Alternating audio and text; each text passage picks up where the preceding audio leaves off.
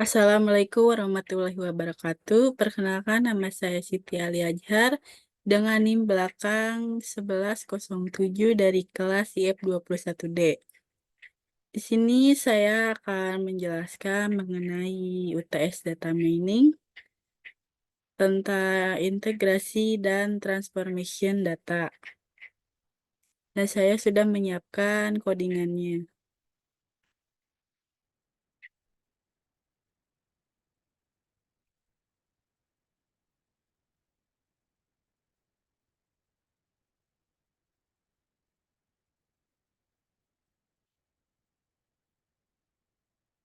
Ini saya mempunyai dua data, yaitu ada data transkrip nilai dan data MS lulusan. Langkah awal yang saya lakukan yaitu menghitung IPS setiap semester per mahasiswa. Tujuannya ini untuk menghitung indeks prestasi semester mahasiswa berdasarkan data nilai dan SKS mata kuliah, sehingga memudahkan untuk menormalisasikan data. Selanjutnya yaitu menghitung IPS per NIM semester menggunakan group by. Pada codingan ini, yaitu untuk mengolah data transkrip nilai mahasiswa agar dapat menampilkan IPS setiap mahasiswa dalam bentuk pivot tabel yang terstruktur. Outputnya seperti ini.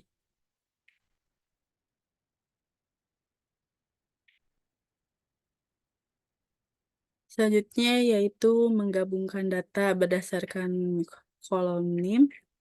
Pada codingan ini menggunakan pdmerge untuk menggabungkan dua data frame, yaitu data MS lulusan dan IPS pivot yang sebelumnya berdasarkan kolom NIM. Dan hasil penggabungan atau data gabungan ini akan berisi semua kolom dari data MS lulusan ditambah dengan kolom-kolom dari IPS pivot yang berisi nilai IPS per semester. Dan outputnya menampilkan seperti ini.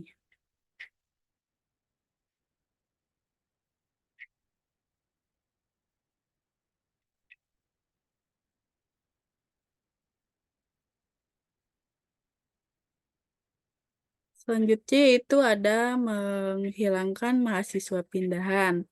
Sini saya menghilangkan mahasiswa pindahan berdasarkan kolom status masuk yang menunjukkan status awal masuknya mahasiswa.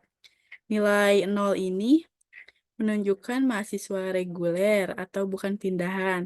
Sementara nilai selain 0 ini menunjukkan mahasiswa pindahan. Dengan menggunakan kondisi data gabungan, status masuk sama dengan 0, berarti mahasiswa pindahan dengan status masuk selain 0 akan dihilangkan dari data frame. Kemudian di sini ada standarisasi format tanggal dan jenis kelamin. Ini pada codingan ini mengganti nilai pada kolom jenis kelamin dari 0 dan 1 menjadi string laki-laki dan perempuan.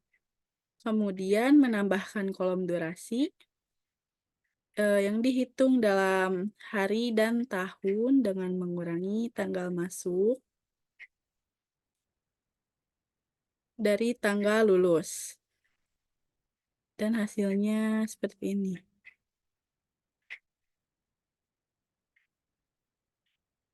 Selanjutnya yaitu menentukan apakah lulus tepat waktu atau tidak. Pada codingan ini menggunakan fungsi npwhere untuk membuat kolom baru, kolom tepat waktu berdasarkan durasi studi. Jika durasi studi tahun kurang dari 5 atau sama dengan 3,5, maka mahasiswa dianggap lulus tepat waktu atau iya. Dan jika tidak, maka dianggap tidak. Selanjutnya ini menampilkan data frame gabungan yang telah dimodifikasi sebelumnya dan hasilnya seperti ini. yang terdiri dari 4.534 rows dan 22 kolom. Selanjutnya yaitu mengatur urutan kolom sesuai tabel soal. Pada codingan ini mendefinisikan urutan kolom yang diinginkan dalam sebuah list order kolom dengan kolom NIM, IPS semester dengan range 1,9, dan kolom jenis kelamin, predikat, tahun lahir, dan yang lainnya. Kemudian mengisi kolom IPS yang mungkin tidak ada di data IPS per semester. Sini melakukan iterasi dari 1 hingga 9 untuk memastikan setiap kolom IPS per semester atau IPS semester 1 hingga IPS semester 8 ada di data gabungan. Jika tidak ada, maka kolom tersebut diisi dengan nilai, sehingga menghasilkan output seperti ini.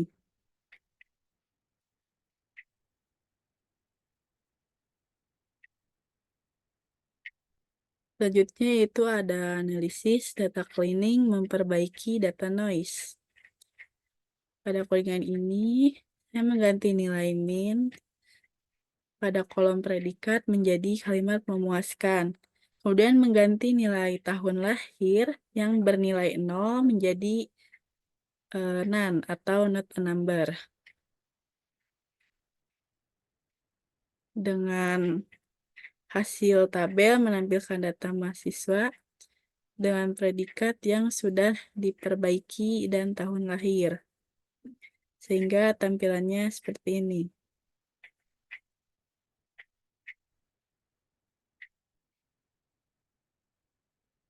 Kemudian ada mendeteksi outlier menggunakan EQR. Dalam kode ini, saya menggunakan SNS box plot dari durasi studi hari dan menggunakan Seaborn untuk membuat diagram box plot dari kolom durasi studi hari dalam data frame. Kemudian SNS plot ini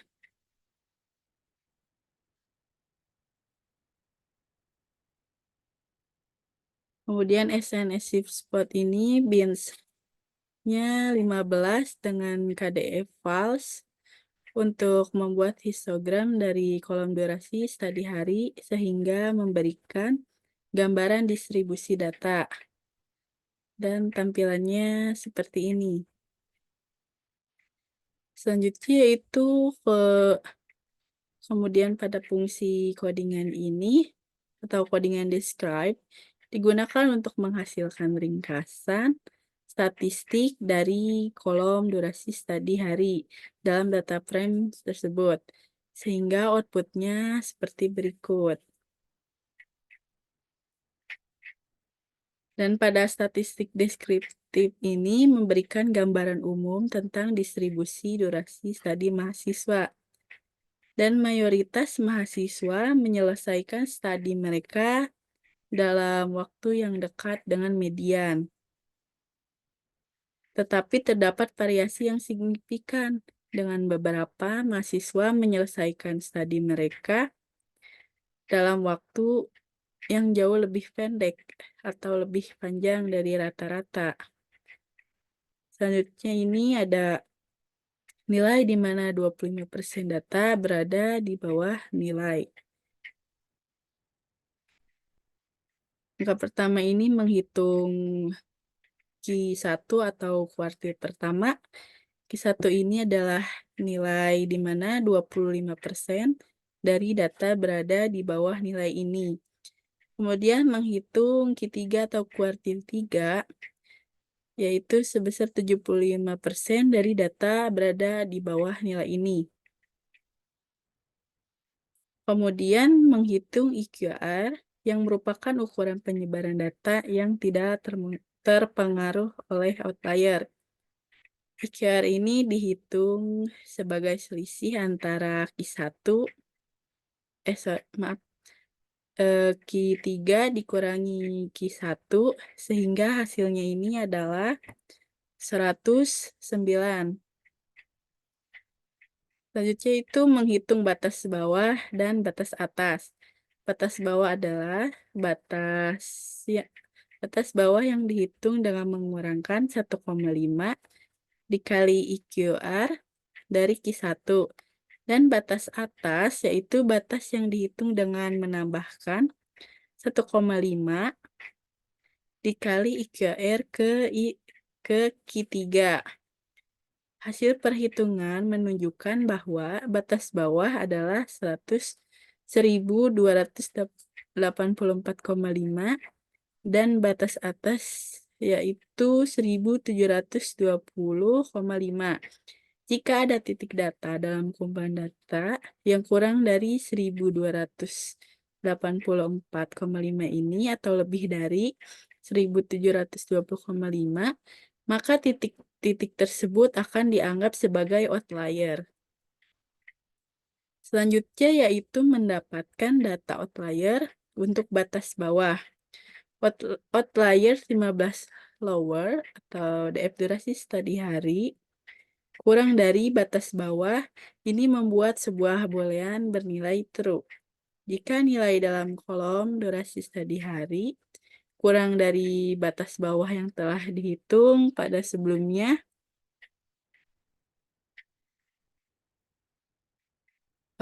kemudian untuk mendapatkan data outlier untuk batas atas menggunakan outliers 15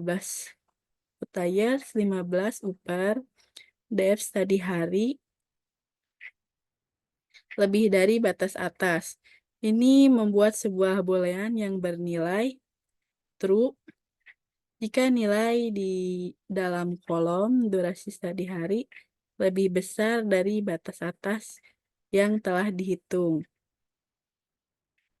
pada sebelumnya. Kemudian untuk menampilkan data outlier, ini dengan mengambil subset dari data frame di mana salah satu kondisi outlier ini baik di batas atas atau di batas bawah terpenuhi.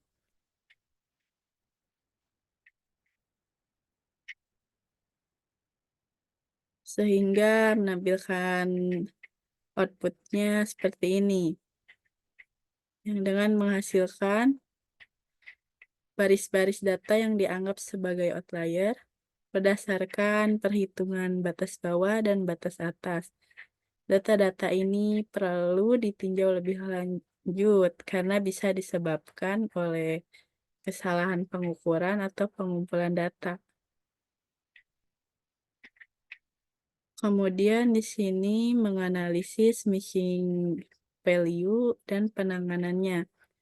Untuk mengidentifikasi dan menampilkan baris dalam data frame yang memiliki nilai yang hilang atau none dengan menggunakan metode ISNA. Dan hasilnya menunjukkan bahwa banyak data yang masih memiliki nilai none. Seperti ini.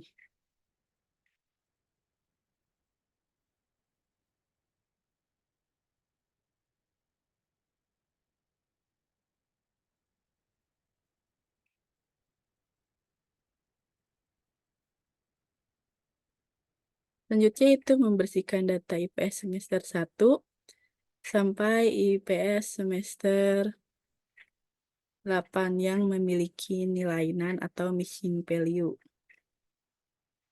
Pada kode ini digunakan untuk membersihkan data dengan menghapus baris-baris yang memiliki nilai none dan dalam kolom-kolom tertentu seperti pada kolom IPS semester hingga IPS semester 1 hingga IPS semester 8. Kemudian menampilkan nilai none yang tersedia dalam data frame setelah pembersihan. Dan hasilnya ini menunjukkan angka 0 yang berarti data sudah bersih dan tidak ada yang bernilai none. Langkah selanjutnya yaitu reduksi. Reduksi telah dilakukan sebelumnya dengan cara melakukan group by pada kolom name yang sebelumnya sudah dilakukan. Kemudian selanjutnya ada identifikasi pattern. Yang pertama ini identifikasi pola atau tren pada IPS semester 1 sampai IPS semester 8 terhadap lulus atau tidak tepat waktu. Pada codingan ini digunakan untuk melakukan beberapa langkah, termasuk menambah kolom baru yang mengkonversi nilai kategorika menjadi numerik, menghitung korelasi antara kolom-kolom tersebut, dan kemudian menampilkan hasil korelasi dalam bentuk grafik heat map seperti pada tampilan ini.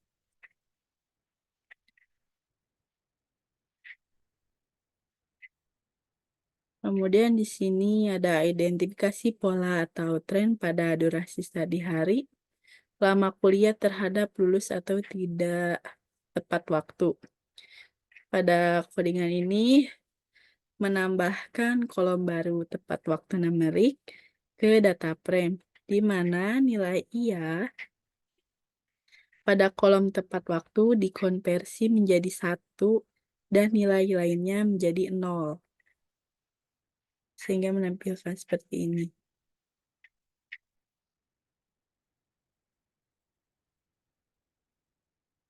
Kemudian kita akan menghitung korelasi dari durasi studi hari.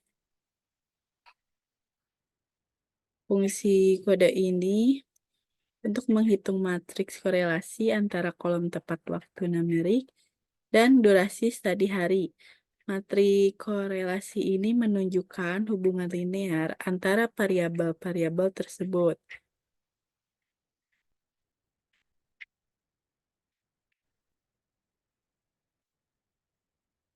Nah, pada tampilan korelasi ini dalam bentuk heat map,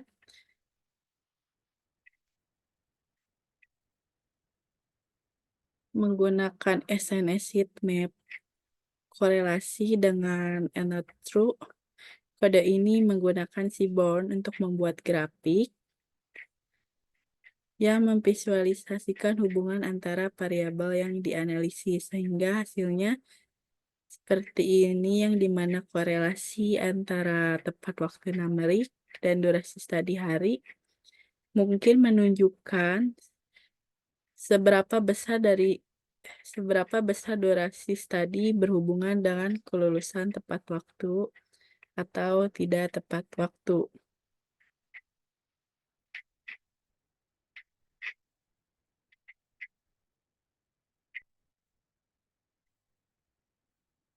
Dan ini adalah tampilan dalam bentuk grafiknya. Mungkin cukup sekian penjelasan dari saya. Mohon maaf apabila ada banyak kesalahan kata. Terima kasih. Wassalamualaikum warahmatullahi wabarakatuh.